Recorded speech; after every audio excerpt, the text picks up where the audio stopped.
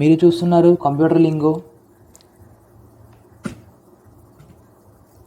Lingo expressing feelings with computer. ఈ channel యొక్క ఉద్దేశం ఏంటంటే మన ఫీలింగ్స్ అన్నీ కంప్యూటర్ ఎక్స్ప్రెస్ చేయడం మాత్రమే.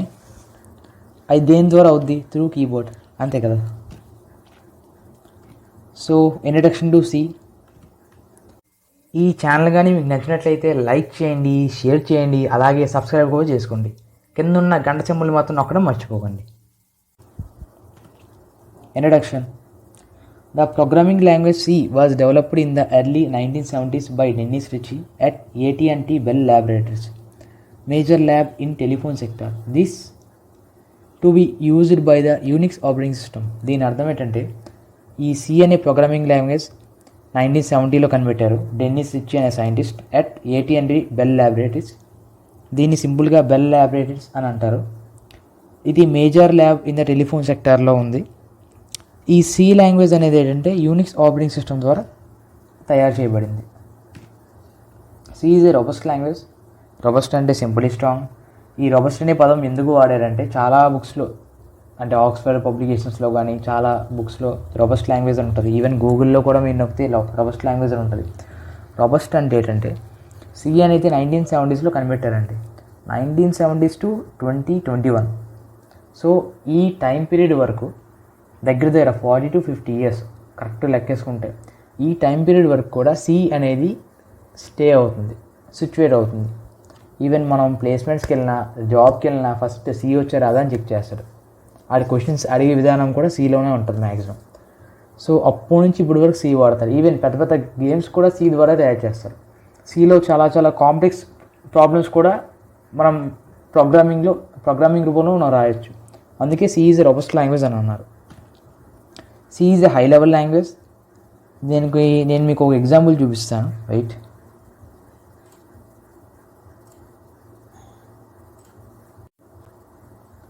సో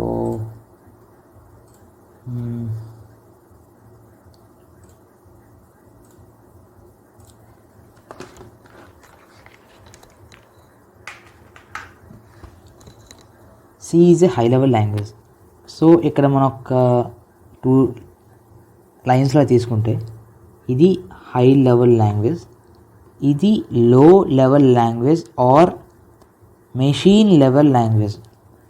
ఇది ఈ రెండింటికి సెంటర్గా తీసుకుంటే సి అనేది ఎక్కడ ఉంటుందంటే హై లెవెల్కి ఇది మిడిల్ లైన్ అనుకోండి. ఈ మిడిల్ లైన్కి మధ్యన సి ఉంటుంది. అందుకే ఎవరైనా C is a high level language అని చెప్పుకుంటారు. ఎందుకు? మనం సిని యాష్ ఇంక్లూడ్ stdio.h బ్లా బ్లా బ్లా రాసుకుంటే ఇవన్నీ ఇంగ్లీష్లోనే ఉంటుంది మ్యాక్సిమం. అంటే సింటాక్స్ ఓకే మనకి ఇలా ఉంటుంది కానీ స్పెషల్ క్యారెక్టర్స్ కూడా, బట్ మ్యాక్సిమం ఇంగ్లీష్లోనే ఉంటుంది. So C is a high level language అని అంటారు. Next, it has 32 keywords. ఈ సి లాంగ్వేజ్లో 32 కీవర్డ్స్ ఉంటాయి. సో నెక్స్ట్ స్లైడ్లో చూసుకుంటే 32 కీవర్డ్స్. సో ఇది కీవర్డ్స్ తాలూకా చార్ట్. మీరు స్క్రీన్ షాట్ తీసుకోవచ్చు. 3, 2, 1 గో. సో మనం చూసుకుందాం. Let's see some historical developments of C language. 1960లో కొన్ని స్పెసిఫిక్ లాంగ్వేజెస్ అంటూ ఉండేవి. Basic, beginners, all purpose, symbolic instruction code, then COBOL, common business oriented language, FORTRAN, formula translator. So basic అనేది ఏంటంటే specific applications మాత్రమే వాడేవాళ్ళు. Then COBOL is used for business applications. Then FORTRAN is used for engineering applications. So 1960లో ఒక్కొక్క దానికి సెపరేట్గా applications ఎందుకు కష్టమైపోతుందని చెప్పి ఒక ఇంటర్నేషనల్ గ్రూప్ అనేది ఫామ్ చేశారు దీన్ని ఓవర్కమ్ చేయడానికి. ఆ 3 లాంగ్వేజ్లు ఆ 3 లాంగ్వేజెస్ ఒక కలయికే ఆల్గాల్. సో నెక్స్ట్ 1963లో BCPL అనే ఒక ప్రోగ్రామింగ్ లాంగ్వేజ్ వచ్చింది, బేసిక్ కంబైన్డ్ ప్రోగ్రామింగ్ లాంగ్వేజ్. దీనిలో చాలా డ్రాబ్యాక్స్ ఉన్నాయి compare to before. Structural mistakes కూడా చాలా ఉన్నాయి. సో 1967లో B అనే ఒక ప్రోగ్రామింగ్ లాంగ్వేజ్ కనిపెట్టారు. ఇది ఏంటంటే ఆల్గాల్ ప్లస్ BCPL ఫీచర్స్ రెండింటి యొక్క కలయిక. Then maximum number of drawbacks overcome చేశారు కంపేర్ టు బీసీపీఎల్. 971లో సి కనిపెట్టారు. ఇది కనిపెట్టింది డెన్నిస్ రిచీ. మనం ఆల్రెడీ ఫస్ట్ స్లైడ్ ఇంట్రడక్షన్లో మనం ఆల్రెడీ డిస్క్రైబ్ చేసుకున్నాం. దెన్ 1983లో ANSI American National Standard Institute దీన్ని అప్డేట్ చేసింది, డెన్నిస్ రిచీ తాలూకు సిని. మనం ప్రస్తుతానికి మ్యాక్సిమం ఇదే వాడుతున్నాం. ఈవెన్ మనం ఈ బాలగురు స్వామి బుక్ ఉన్నా సరే దానిపైన ప్రోగ్రామింగ్ ఫర్ అన్సీసీ అని ఉంటుంది, మీరు చూసుకోవచ్చు యాజ్ అన్సీసీ. ఓకే, సో ఇప్పుడు మనం నెక్స్ట్ స్లైడ్లో compiler, interpreter, assembler, operating system గురించి డిస్కస్ చేసుకోబోతున్నాం కదా. సో కంపైలర్, ఇంటర్ప్రిటర్, అసెంబ్లర్ ఈ మూడు కూడా సేమ్ టాస్క్ని చేస్తుంది. చిన్న స్లైడ్ డిఫరెన్సెస్ ఉంటాయి అంతే. ఈ మూడు ఏంటంటే హై లెవెల్ లాంగ్వేజ్ నుంచి లో లెవెల్ లాంగ్వేజ్కి కన్వర్ట్ చేస్తుంది. ఫర్ ఎగ్జాంపుల్ నేను మీకు ఎగ్జాంపుల్ చెప్తున్నాను. ఒక పర్సన్ ఉన్నాడు. ఓకే, ఇక్కడ ఓ పర్సన్ ఉన్నాడు.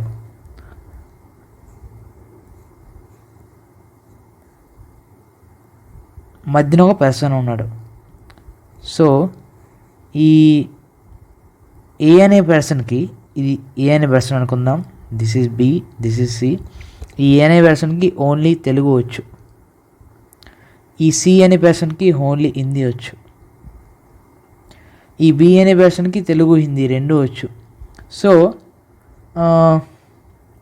ఇప్పుడు నేనేంటంటే నా ఇంటెన్షన్ ఏంటంటే నేను ఈ సితో మాట్లాడాలి. సో హౌ నేను ఈ ఏకి ట్రాన్స్లేట్ చేస్తే ఈ ఏ తెలుగు నుంచి హిందీకి సికి ట్రాన్స్లేట్, ఈ బి అనే వ్యక్తి తెలుగు నుంచి హిందీకి సికి ట్రాన్స్లేట్ చేస్తాడు. సో ఈ సి అనే వ్యక్తి మళ్ళీ హిందీలో చెప్తే ఈ బి అనే వ్యక్తి మళ్ళీ హిందీ నుంచి తెలుగు ట్రాన్స్లేట్ చేసి మళ్ళీ ఏకి చెప్తారు, అంతే కదా. అలాగే సేమ్ యాజ్ ఇట్ ఈజ్ ఇక్కడ ఏం జరుగుతుందంటే ఇది మనం, ఇది వి. ఓకే, సో ఇది ఏంటంటే మెషిన్, ఇది something compiler or interpreter or assembler, whatever it may B.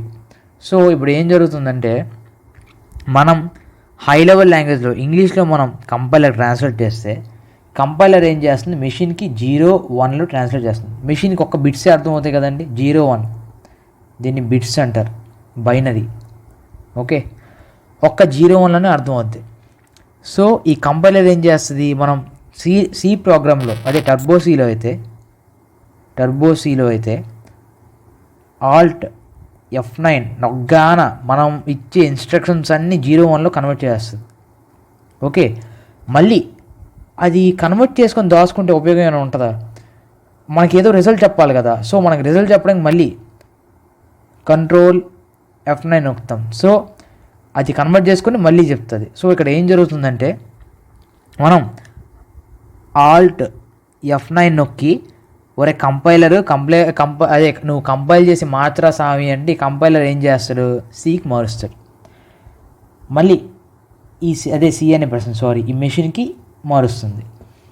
అదే మనం మళ్ళీ ఆ మెషిన్ నుంచి మనకు కావాలి, అప్పుడు ఏం చేస్తాం, కంట్రోల్ F9 నొక్కితే అప్పుడు ఈ మెషిన్ ఏంటంటే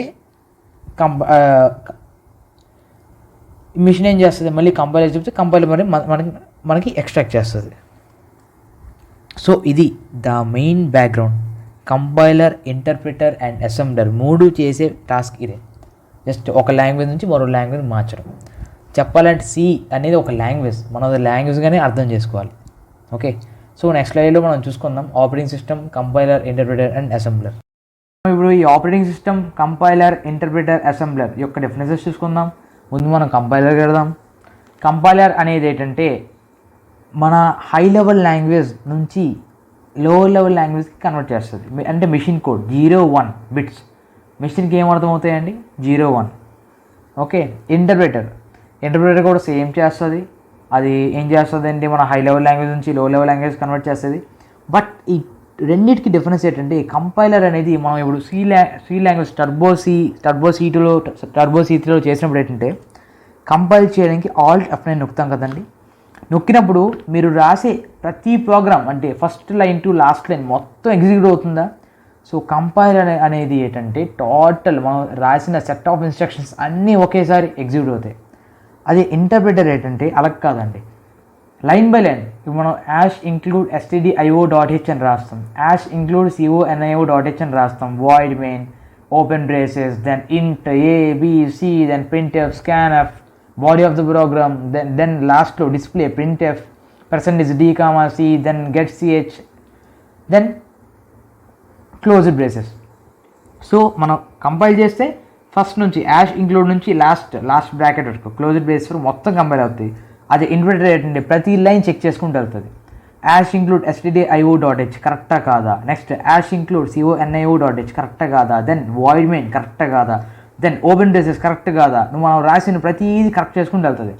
ఎక్కడ తప్పు అయితే అక్కడ ఆగిపోద్ది, ఎక్కడ తప్పైందో అక్కడ చెప్తుంది, అక్కడతో ఆగిపోద్ది. Next body of the program లోపలికి వెళ్తాం. అదే కంపైలర్ ఏంటంటే అంత చూసి లాస్ట్లో నువ్వు ఇది తప్పు చేసావా సామి అని చెప్పి లాస్ట్లో ఒక లైన్ వస్తుంది. సో అది కంపైలర్కి ఇంటర్ప్రిటర్కి డిఫరెన్స్. కంపైలర్ అనేది కంపేర్ టు ఇంటర్ప్రిటర్ స్పీడ్గా కన్వర్ట్ చేస్తుంది. అసెంబ్లర్ కూడా సేమ్ అంతే, కంపైలర్ లాంటిదే. ఇది కూడా high level language to low level language convert చేస్తుంది. Operating system is an interface between a computer user and computer hardware. Operating system ఏంటంటే ఇది ఒక ఇంటర్ఫేస్ అండి కంప్యూటర్ యూజర్కి అండ్ కంప్యూటర్ హార్డ్వేర్కి. అదొక మధ్య వ్యక్తిలాగా, అంటే మనకి కంప్యూటర్ హార్డ్వేర్కి మధ్య వ్యక్తి లాంటోడు. And operating system is a software which performs all the basic task like file management, memory management, process management, handling input and output, and controlling peripheral devices such as disks, printers etcetera. So ఈ OS అనేది ఏం చేస్తుందంటే ప్రతిదాన్ని ఎలా వాడుకుందామా, ఎంత ఎఫిషియెంట్గా వాడుకుందామా, ఎంత బాగా వాడుకుందామా, even అంటే ఇది ఖాళీగా ఉండదండి. ప్రతిదాన్ని ఎలాగొకలా వాడుతూనే ఉంటుంది, స్పీడ్గా రన్ అవుతూ ఉంటుంది. ఈవెన్ మనం ఇప్పుడు ఒక విండోస్ ల్యాప్టాప్ కొనాలన్నా, ఒక ఆండ్రాయిడ్ ఫోన్ కొనాలన్నా మన ఆ ఓఎస్కి ఎక్కువ డబ్బులు పెడుతుంటాం. ఆ Android 9, Android 8, Android 7, Android 10, Windows 10, Windows 8.1, Windows 8, Windows 7, Windows XP, మన ఓఎస్కి డబ్బులు ఎక్కువ ఖర్చు పెడుతున్నాం. ఎందుకు? ఆ ఓఎస్ అప్డేట్ అవుతున్న కొద్దీ అది ఎంత ఎఫిషియెంట్గా వాడాలో చూస్తూ ఉంటుంది. మరి అప్డేషన్ ఎందుకు అవుద్దండి? దాని ఎఫిషియన్సీ బాగుంటుందనే కదా అందరు అప్డేట్ చేస్తూ ఉంటారు. ఈ ఫోన్ కానీ ల్యాప్టాప్ కానీ మార్చడం చేయడం. ఈ ఓఎస్ ఎలాంటిదంటే, ఫర్ సపోజ్ ఇప్పుడు ఒక కాలేజ్ తీసుకుందాం, ఒక ఇన్స్టిట్యూషన్ తీసుకుందాం. ఇన్స్టిట్యూషన్లో డైరెక్టర్ సార్ ఉంటారు, డైరెక్టర్ సార్ తర్వాత ప్రిన్సిపల్ సార్ ఉంటారు, ప్రిన్సిపల్ సార్ తర్వాత హెచ్ఓడి సార్స్ ఉంటారు, హెచ్ఓడి తర్వాత ప్రొఫెసర్స్ ఉంటారు, ప్రొఫెసర్ తర్వాత associate professor, assistant professor, clerks, వీళ్ళందరూ ఇలాగ ఉంటారు కదండి. అయితే నేను మీకు చూపిస్తాను, స్క్రీన్ మీద చూపిస్తాను. రైట్,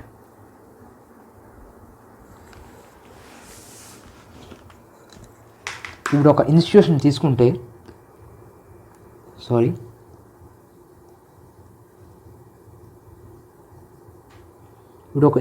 తీసుకుంటే, డైరెక్టర్ సార్ ఉంటారు, డైరెక్టర్ సార్ కింద ప్రిన్సిపల్ సార్ ఉంటారు, ప్రిన్సిపల్ సార్ కింద హెచ్ఓడి సార్స్ ఉంటారు, హెచ్ఓడి సార్ కింద ప్రొఫెసర్స్ ఉంటారు, అసోసియేట్ ప్రొఫెసర్స్ ఉంటారు,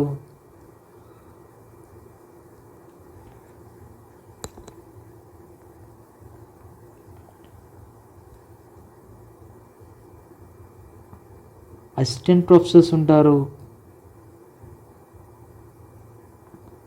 నెక్స్ట్ క్లెక్స్ ఎక్సెట్రా. అవును కదండి. ఇప్పుడు డైరెక్టర్ సార్ ఒక్కరోజు కాలేజీలో లీవ్ పెట్టినా ప్రిన్సిపల్ సార్ కూల్ అయిపోతారు. ఓకే, ప్రిన్సిపల్ సార్ ఒక్కరోజు కాలేజ్ లీవ్ పెట్టినా హెచ్ఓడీస్ అందరు కూల్ అయిపోతారు. అదే హెచ్ఓడీస్ ఒక్కరోజు కాలేజ్ లీవ్ పెట్టినా professors, faculty, teaching staff etcetera అందరు కూల్ అయిపోతారు. ఇంకా ఆ రోజు ఏ ప్రోగ్రామ్ కూడా సరిగ్గా కండక్ట్ అవుతుంది. అదే డైరెక్టర్ సార్ ఉన్నారనుకోండి, అందరికీ అంటే భయం ఉంటుంది కదండి. ఏంటి అంటే డైరెక్టర్ సార్ ఉన్నారు, మనల్ని ఒకరు అబ్జర్వ్ చేస్తున్నారు. సో ఆయనకి మనం ఈ వర్క్ ఇన్ టైంలో చూపించాలి, ఇన్ టైంలో చెయ్యాలి, ఆయన ఉన్నారు, బయటికి వెళ్ళడం బాగోదు అనేది ఉంటుంది కదండి.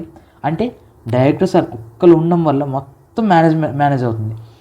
దాని నెక్స్ట్ ప్రిన్సిపల్ సార్ ఉండడం వల్ల హెచ్ఓడీస్ అందరు మేనేజ్ చేస్తున్నారు. అది హెచ్ఓడీస్ ఉండడం వల్ల ప్రొఫెసర్స్, టీచింగ్ డిపార్ట్మెంట్ ఎక్సెట్రా అందరు మేనేజ్ చేస్తున్నారు. ఇలా తీసుకుంటే అంతెందుకండి, ఫర్ ఎగ్జాంపుల్ మీకు మరొకటి చెప్తాను. ఒక హౌస్ అనేది కన్స్ట్రక్షన్ అవుతుందండి. ఫర్ ఎగ్జాంపుల్ అనుకుందాం, ఒక హౌస్ అనేది కన్స్ట్రక్షన్ అవుతుంది. సో హౌస్ కన్స్ట్రక్షన్ చేస్తున్నప్పుడు ఒక ఇంజనీర్ ఉంటాడు, ఇంజనీర్ కింద మేస్త్రి ఉంటాడు, మేస్త్రి కింద కూలీలందరూ ఉంటారు కదా.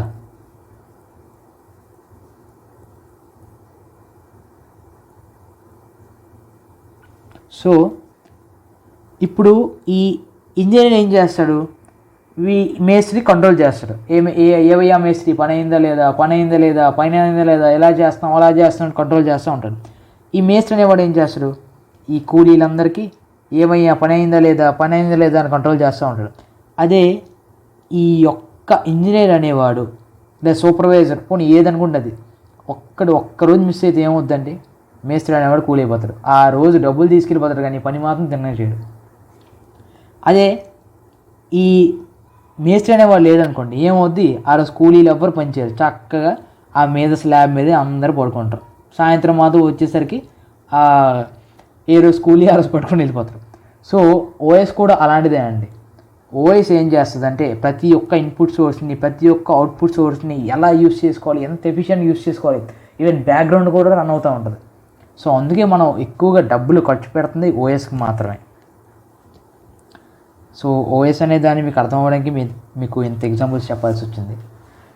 So an operating system is a software which performs all the basic tasks like file management, ఫైల్ని మేనేజ్మెంట్ చేస్తుంది, మెమొరీని మేనేజ్ చేస్తుంది,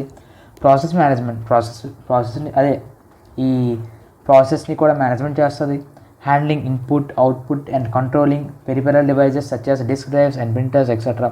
ఇక్కడ మీ ప్రతి దాంట్లో మేనేజ్మెంట్ ఉంది చూసారా, ఇది ఒక మేనేజర్ లాంటాడు, బ్యాంక్ మేనేజర్ లాంటాడు, లేకపోతే ఎలాగనుకుంటే అలా అనుకోండి. ఇది ఏంటంటే పెద్ద అని మేనేజ్ చేస్తూ ఉంటుంది, right. Next slide. So thank you. This is the introduction of a C program.